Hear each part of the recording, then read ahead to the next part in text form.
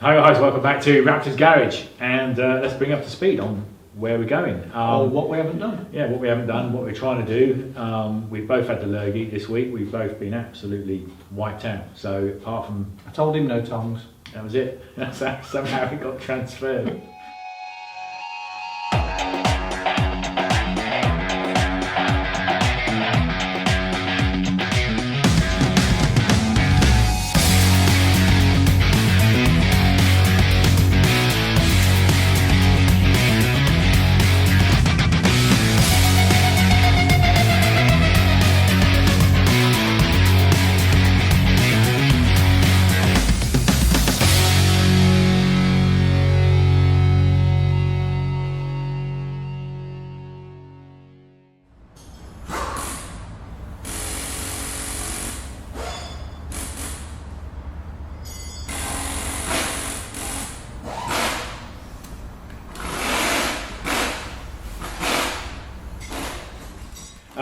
Yeah guys, so it's we've had a cracking response to the video of chopping the back off this. I think everyone's actually, as much as obviously we had the comments when we first announced it of like, oh my god, how are you chopping up Paul's truck?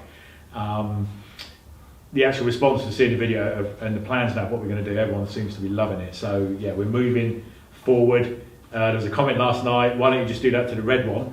Because that makes more sense, because the red one's got all the rust in the places that Paul repaired. Well, we're going to anyway. So we're going to basically build pretty much, not that I copy Paul and everything he does, but you know, I do see the benefit of the direction. He's just looked at how much body panels are going to cost and how much work there is, and he said... And then 4 years later you're saying the rust is coming back, so yeah. that's my thought. And again, like I said, seeing now what we're going to be doing today is starting to press this is what I should have done 4 years ago. Yeah. Basically. Get rid of the rock box, otherwise it's that constant, you know, people saying, yeah, you can do this, you can do that, but you're always once rust is in, yeah, you're going to be always chasing it. I don't, unless you're going to take the whole thing apart, shot blast it, galvanise dip it. That's always been on the cards, hasn't it? But again, well, you can't really do that with aluminium. No, but with this as well, you know, we've talked in the past. This is going to get the chassis galvaned. We're doing all this now because I want to get everything to go back together how I want it. So we're going to build it all up. Because we've got the tray to weld on and all the other bits that are going on this, and then probably next year or towards the end of next year, once we've had this season and next season out of it, pull it all apart again, because we're going to have a bigger workshop by then. We will have a bigger workshop by then. We need a two-post lift to lift the body off to do it safely, you know. And take the body off, strip it again, and just take the chassis to be galvaned. Yeah. And then they'll ban diesel cars. Yeah. And then we won't care. So then I'll have a really nice looking ornament. Yeah. So that's the plan, guys. So the four vehicles we're going to have are, they're going to be Grey Worm, which is going to be obviously the extreme off-roader. Paul's going to have his overlanding vehicle. I'm going to have a similar base kind of overlanding vehicle with a demountable cab on the back. And who's coming back? Who's coming back? Well, the L200 is going to come back. It's going to make a reappearance, because we've decided, which was always toyed about with in the beginning, is putting the back seats back in the L200, ripping out all the electrical panel and all that, everything that I did in the storage, get rid of all of that, put the bench seats back in the back. Then I've got my four-seater overlanding vehicle that the kids can come in, put the roof tent back on top. It's got the cabin on the back. All of that just works fantastic. I haven't rebuilt everything on it. Exactly. The thing runs as sweet as a nut. The engine's fantastic. It will go anywhere. It can keep up with, you know, Paul. It's not had any issues so far. So it's quick now. Yeah. It goes. And when I jumped in it yesterday just to move it, it felt like driving a new car compared to driving these. I was like, oh, the gears are all nice, and it's nice and light. The gearbox works. Yes. So we spent yesterday basically with the tape measures out, just doing a lot of measuring, trying to work out where the tray is going to sit on this, what sort of like room and articulation we've got, how high it needs to sit, how we're going to line it up. We can't do anything 100% until we pick up the fiberglass kit. Now, big news on that is we spoke to Clint at LongRanger about the fiberglass kit for Grey Worm, and Clint did know about us. Was very pleased to hear from us, and is in fact going to sponsor Grey Worm, and he's giving us a fiberglass kit to do Grey Worm, which is absolutely awesome, guys. Yeah, we're so chuffed. That's amazing. Yeah, the guys that are helping us, the companies that are helping us, I mean, we've had nothing but glowing kind of feedback from people who've used their products in the past. Clint couldn't have been more helpful, to the point of actually going down Tuesday to pick up this kit. He's going to show us exactly how it needs to be fit. fitted. And what we're doing is we're going to get the first kit we're going to get is the one we're going to basically fit.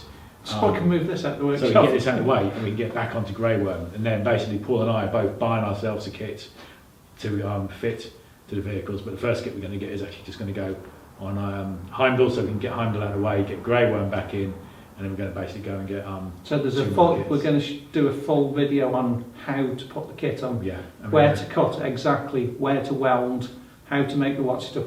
We're putting the low roof on this one, so it's going to be the more difficult of the two kits to put on, because they do a high roof kit, they do a low roof kit. Low roof basically the low roof involves taking everything off. Well, we've already taken everything off, so... And it's a good look, isn't it? It's a nice flat look, which we want, because... Well, we've got to, because of the roof tents. Come over the top. We want to get the roof tents, it's that centre of gravity again, guys. We want to get everything down, But we're going to speak to Clint, we're going to get his advice on exactly how he recommends everything's done, and then bring it to you in a video and show you how it's done, guys. So today's plan is... we're going to cut off a lot of stuff that's not needed on this chassis, start cleaning it up, look at how the rear bumper is going to go on. We've already bought some box section in order to make the tray, but we're not going to do anything too much yet until we can get our proper dimensions and everything once this back piece is in place. Right, because we've got to cut into the chassis and on the underside. Yeah. So we'll take you around the GoPro, guys, and show you exactly what's been cut off and why it's been cut off. As we're cutting. We can show you the repairs and how. And we'll show you done. The nice new spring hangers are going. Yeah. There's a new set over there. Cut them off and put new ones on, but he wants to get them off so he can get to the back, make sure there's nothing needs repairing. What's in that? I've got to get to underneath. Yeah. So let's get cutting. Come on.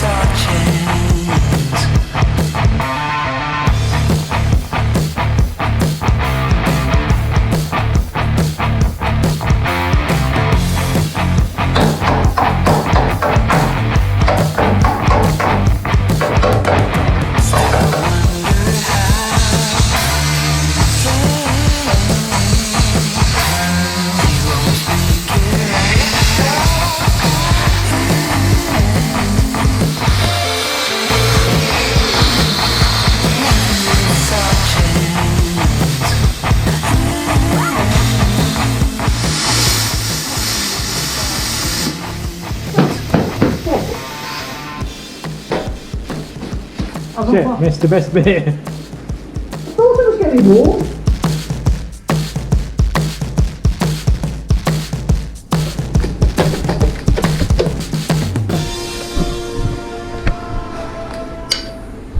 The rust that's built up between the layers.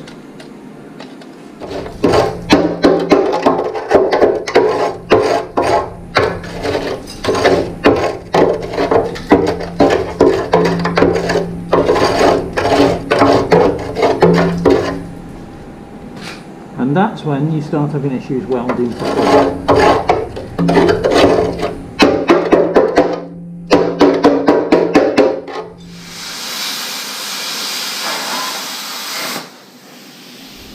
We've had a look at this box where the fuel tank, basically the front of the fuel tank bolts on. There's a lot of rust inside it, so we've just decided to cut it completely off. So we're going to make a new one, put an air tank in here. Why not? It's a useful space for an air tank, isn't it, Chris? Well guys, yeah, that's what I said in that previous video. We've learned from all the other things we've done so far. We did the air tank on the L200. We've never got to the point of actually putting the compressor in, but it worked. It was a functioning air tank. And if we can run power tools off it, because we can put a bigger air tank in. Or you can just blow your tyres up faster. Yeah, it will be handy. Right, let's take this out.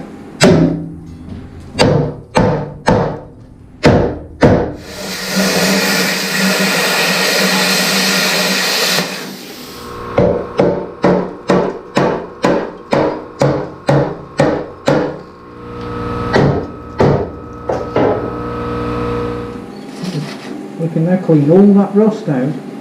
But if you come this side with the camera, Chris, we can grind all this out here. Where's my dinky hammer? Just that's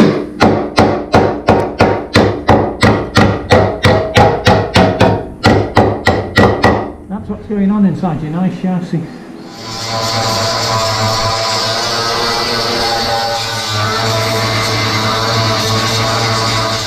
I've just spent a couple of minutes cutting this off, just so I can show you how the rust builds up behind the back of these guys. Now, even if you're having your chassis galvid, they can't get this out. Yep, and that's how thick the rust was.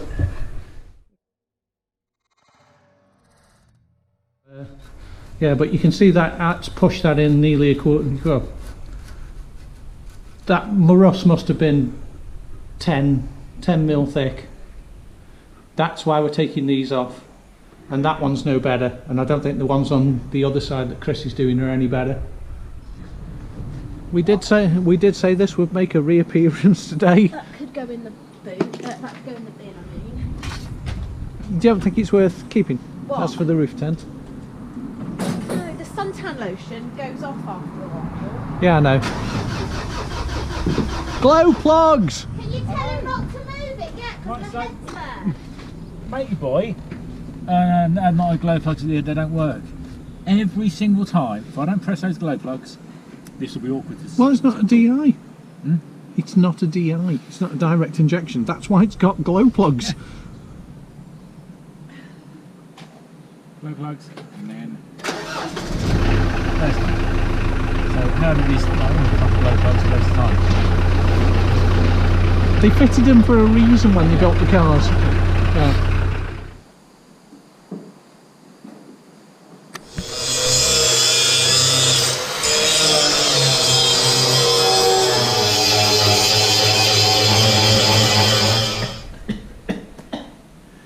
So, been busy, guys. There are no words. Yeah, there are no words that describe it.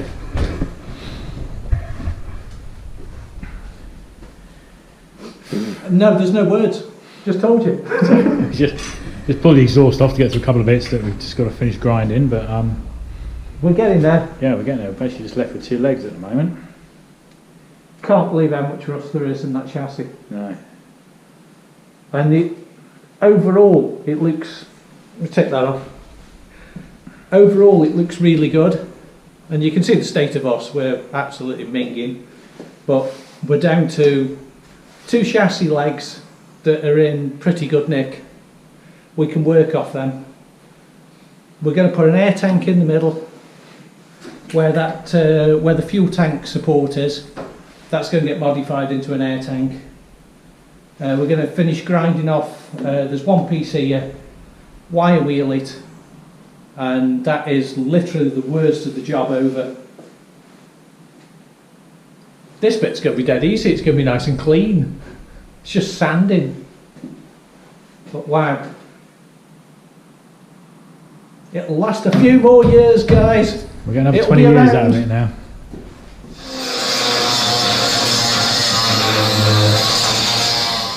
Okay, guys, this is where we're up to. Chris is up to over there, and he's filthy, and I'm filthy. We were cutting out this section of the chassis, and as you can see, this is where, let me take this light away, this is where the spring hanger goes. So I knew this piece needed cutting out. I ended up cutting this top piece out, and we've just found a thin piece at the back round there, so there's another piece there, and hang on, not finished yet, and underneath, I know that's an odd angle, but I've got to clean all that up. That's where the that's where the shock absorber goes through these 3 bolt holes. So that's not too bad. I'll clean that up. We were actually debating whether or not put another leg in. Now if we come round this way,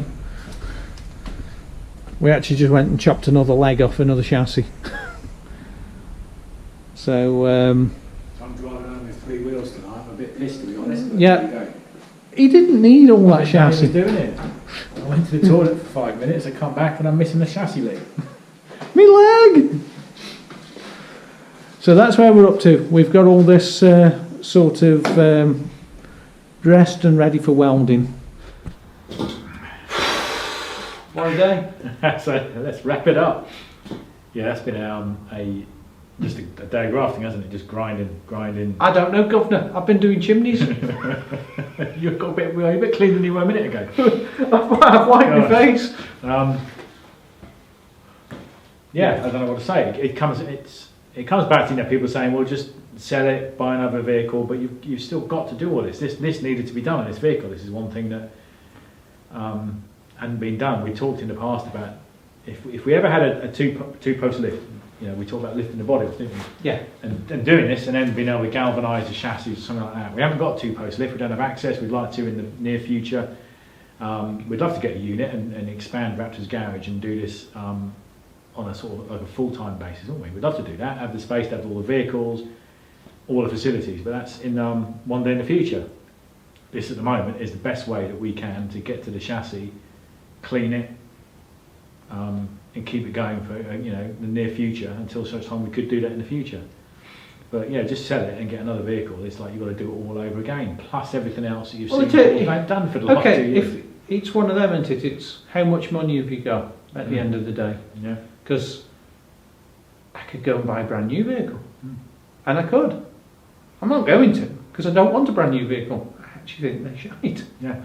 There's nothing on the market today except for possibly the D-Max that I would actually consider buying. Yeah. I don't like the new Toyotas. And I hark back to this whole thing that when we I had know the question, this truck inside out. We had that competition question of what would you say is the best Overland vehicle, and there was one comment, and we randomly chose comments, which is why this guy wasn't necessarily the winner, but I still think it was the best comment, and he said the truck that you've built from the ground upwards. And I'm starting to learn so much now about discoveries because we're doing things like this. It's well, everything you learn on this, you could go to a Defender or a 90, 110, or when you break down in the bush, or one of those brand new Range Rover Evokes. Yeah, with 86 ECUs on it. Yeah, no. So that's it. We're going to wrap this one up for today, guys. So steps for you and I for the next couple of days. What's the next plan? You're going to start patching all these. I'm going to patch these tomorrow, so I'll be doing some filming tomorrow, doing this patching. We've got to make the winch tray, So which Monday's is to make sitting. the winch tray, yeah. Winch tray's Monday's winch tray, air tank. An air tank. So we'll run down to the steel yard, go and see what size box section we can get for that. Monday we can make the. Well, if I get all this patching done, we can get spring hangers on. Yeah. This can be moved around then. Yeah. Because we can put the springs back on. Yeah. Put the suspension back. And then at least a coat of paint on everything bar the top where we're going to be welding to. Yeah. So it's onward and upward. We're actually quite a way down this job now. Yeah. We've done the hard bit. Exactly. Yeah. We've got the crappy bit done. So the welding won't take me long tomorrow, and then we're on to the rest of the bits. So thanks for watching, guys. Sure, guys. So Tuesday, guys, for us, we're going to LongRanger, as we said. So we're going to bring a whole video. We'll actually video the whole trip. We'll video LongRanger meeting Clint. LongRanger. I've been saying Low Ranger, guys. I do apologise. It is LongRanger. So I'll bring you all that in the near future. And thanks for watching, guys. Don't forget to jump over to the website, buy some t-shirts or stickers. All helps us out. And we'll get back to you soon because we are going to set up a Patreon page. We'll explain more about what that's all about. But we did mention it in the video. A lot of you came back and said be more than happy to support you guys. Just means basically buying us a copy each month, which would be great. Every bit helps. So thanks for watching, and we'll see you again in the next episode. See you later, guys. And cut. And let's go have a shower.